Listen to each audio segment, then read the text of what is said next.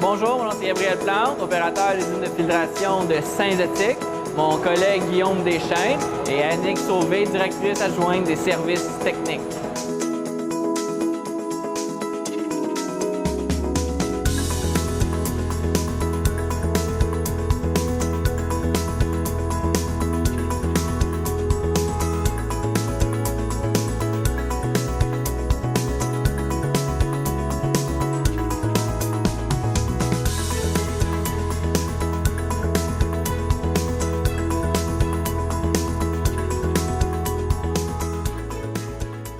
C'est Réseau Environnement qui m'a référé. C'était une conférence située à Terrebonne, qui était sur les métiers et formations dans le domaine de l'environnement. Puis là, ils ont demandé justement au Réseau Environnement, qui nous, on fait partie du programme d'excellence potable avec eux. Ils m'ont référé à cette conférence-là pour parler justement c'est quoi le domaine du traitement des eaux à tous les jeunes qui veulent s'inscrire là-dedans ou des changements de carrière. Fait que, il y avait une centaine de participants environ, puis nous, on expliquait vraiment en détail, moi puis mon collègue enseignant justement au DEP, c'est quoi toutes les branches connexes qu'on peut faire avec ce DEP-là, de traitement des eaux. Je suis diplômé à PGL, qui est le DEP de conduite de procédés de traitement des eaux.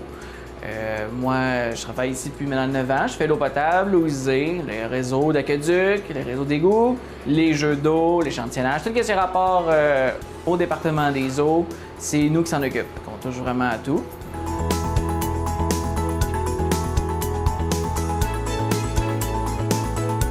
Oui, on a parlé vraiment de l'aspect technique, comment on fait passer de l'eau brute à l'eau potable, de l'eau usée à l'eau jusqu'au lac, l'eau industrielle, on a parlé de ça, mais on a aussi parlé que justement, c'est beaucoup plus compliqué qu'on le pense, faire l'eau potable ou l'eau usée, ça a un énorme coût, ça prend une énorme infrastructure, fait que l'aspect économie, à quel point c'est important. Puis on en a parlé justement, c'est quoi les actions qu'on fait aux citoyens pour sensibiliser. On propose aussi des pistes de solutions, comment économiser à la maison, dans les gestes de tous les jours. On a parlé aussi, on peut faire ce CDEP-là, la recherche de fuite. Il y a vraiment une tonne de sous-branches qu'on peut faire en traitement des eaux.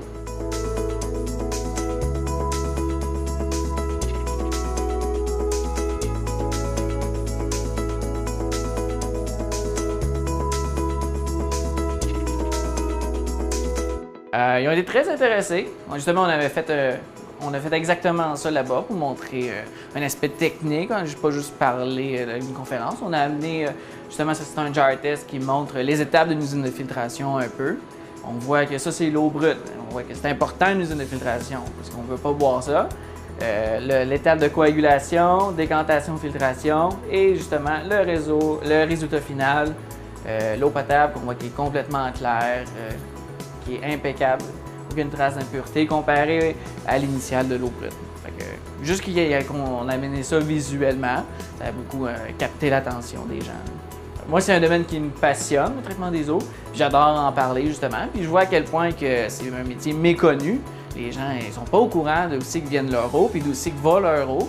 Fait que des fois, pourtant c'est quelque chose que des gens se servent une centaine de fois dans une journée, mais ils ne se posent pas la question réellement.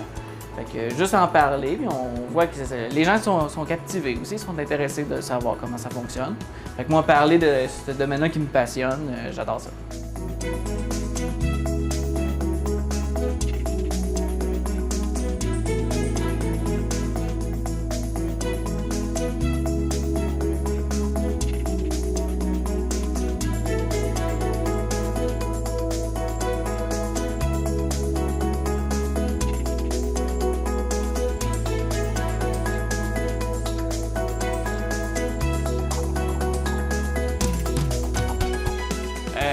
Alors ici, ça c'est le poste de contrôle de l'usine de filtration. On voit aussi le réseau d'aqueduc, égouts et notre usine d'épuration qui est des étangs aérés. Alors nous, notre grande partie de notre métier, c'est la surveillance de toute la chaîne de traitement, s'assurer que ça marche 24 heures sur 24 sans problème. Fait qu'on peut rapidement voir ici les étapes. On a l'eau brute. Ici, on a une petite particularité à Saint-Zotique, on met un pré-traitement de charbon actif. Le charbon actif, il est bon pour les matières organiques, les pesticides et aussi tous les produits pharmaceutiques qu'on peut retrouver dans l'eau. Ensuite, on a l'étape de coagulation, c'est le produit chimique qu'on a vu qui fait qu'on va aller chercher toute la matière soluble dans l'eau pour ensuite être capable de la filtrer puis avoir une belle eau claire. Mais ensuite, la filtration, on voit qu'on a 5 filtres en fonction qui est filtré. L'eau est rendue claire, mais elle n'est pas encore prête à boire. Il peut y avoir encore des pathogènes, des virus, des bactéries. Alors, on tombe dans l'étape de désinfection au ultraviolet, qui est une grosse lampe de bronzage. Et finalement, l'hypochlorite de sodium, qui est le classe. C'est de l'eau Javel, mais 3 fois plus concentrée que celle qu'on peut retrouver à la maison. Et finalement, on l'emmagasine pour être prêt à la distribuer aux gens. Puis on a une grande réserve aux gens pour répondre aux services d'incendie ou à une grande demande, comme durant l'été au remplissage des piscines. Ça, c'est une grosse préoccupation qu'on a.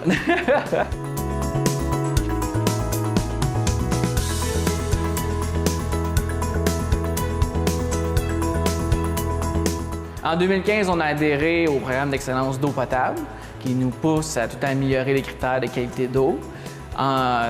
Finalement, de fil à aiguille, on a continué à adhérer à d'autres programmes. On a adhéré à Fantastico qui fait qu'on va dans les écoles primaires sensibiliser les plus jeunes sur c'est quoi la production d'eau potable. C'est beaucoup plus compliqué qu'on peut le penser. Puis sur les réseaux sociaux, puis d'autres programmes, on fait beaucoup de sensibilisation aux citoyens pour montrer que l'eau potable, c'est pas une ressource infinie, puis que ça a un coût, puis il faut la protéger.